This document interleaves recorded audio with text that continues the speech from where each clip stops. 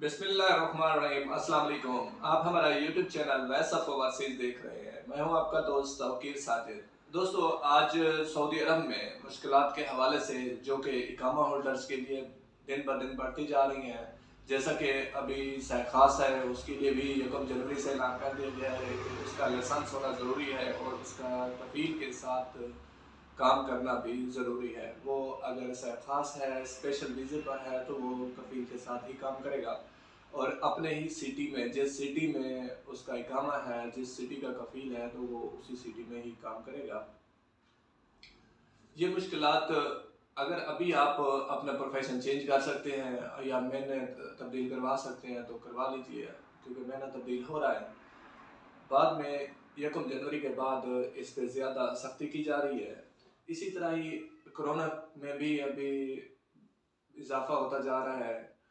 हो सकता है कि पोजीशन जो है, सिचुएशन लॉकडाउन की तरफ चली जाए या इस तरह का कोई मसला दरपेश आ जाए, तो आप अभी अपना जो बता दिया गया है, रात को SOPs दोबारा बता दी गई हैं कि मास्क का इस्तेमाल, और वो जो आप पहले जब कोरोना की ज़्यादा था कसरत में, तो आप जो भी SOPs फॉलो कर रहे थे, अभी सेम SOPs दोबारा उसी तरह कर दी गई हैं। बकालों का जो होटल्स वगैरह हैं या इस तरह का सुपर स्टोर वगैरह, जो पहले आप अपने नाम पे किसी सऊदी के नाम पे चला रहे थे, अभी उसको भी आप, अगर आपके अपने नाम पर है तो अपनी CR बनवाएं, सिजिल तिजारी बनवाएं और ख़ुद का वर्क करें। उस पर गवर्नमेंट को आपको टैक्सेस देने होंगे।